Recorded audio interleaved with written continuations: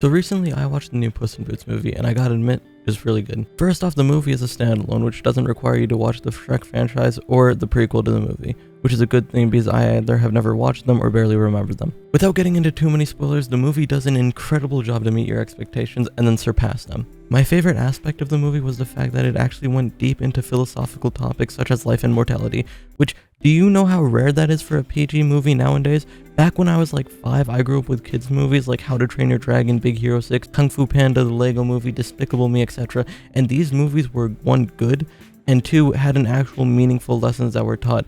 An example of this could be like Kung Fu Panda franchise, where like Po tries to find his identity and who he really is, accompanied by like what it means to be yourself. It was pretty deep stuff. However, most modern day children movies aren't able to accomplish this, let alone keep the attention span of anyone older than the age of 5. But regardless, Puss in Boots: The Last Wish does so well with its character development, story, moral dilemma, and so much more. Every aspect of the movie is peak. I can't say that enough. It's just peak content, you know what I mean?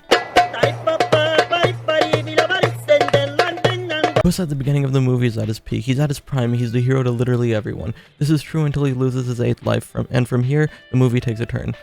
Hereafter, Puss meets the literal personification of death for the first time, and I just gotta say, the encounter did change him. After this, Puss basically retires for a bit, where he meets a dog. I'm not gonna lie, I forgot his name. Initially, I thought the dog and the other characters would just be some filler characters, however, I was extremely wrong. The dog, for instance, is actually a really interesting character with a pretty good backstory, which was extremely unexpected.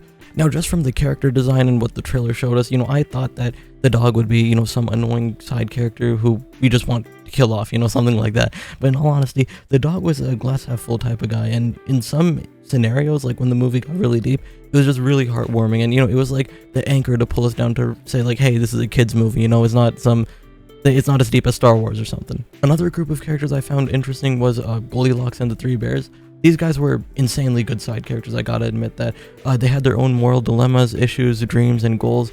Goldie and the Bears also didn't feel like they were taking away screen time from the main cast. If anything, they only added more to it. Now, I don't want to skip over the rest of the characters since, they were all good, but I want to keep this video short and also have homework to do, so I'm just going to skip to my favorite character, with that character being Death. Death is by far the best character in the movie. DreamWorks genuinely saw the Prowler from Spider-Verse and said, yeah, I'm gonna make that. Every scene Death is in is full of tension. The tone of the movie, the sound design, the color scheme all changes when he shows up, and I gotta say, I love it so much. There's a scene where Death is so scary to the point in which Puss has a literal panic attack after just seeing him, and it's the best scene in the entire movie, I have to say that. The design of the movie is just incredible. When I first saw the movie, I remarked how similar it was to Spider-Verse, with most people just saying, yeah, you're right. But seriously, the design, the color, the scheme, the contrast, etc. do so much for the film that you actually don't want to avert your eyes for a single second, as it just looks that good. Puss in Boots: The Last Wish is truly a great animated, family-friendly movie, one of the best ones I've seen in recent years.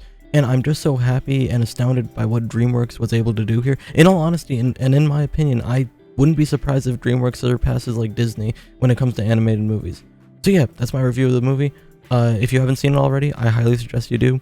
And that's around it. Alright, see ya.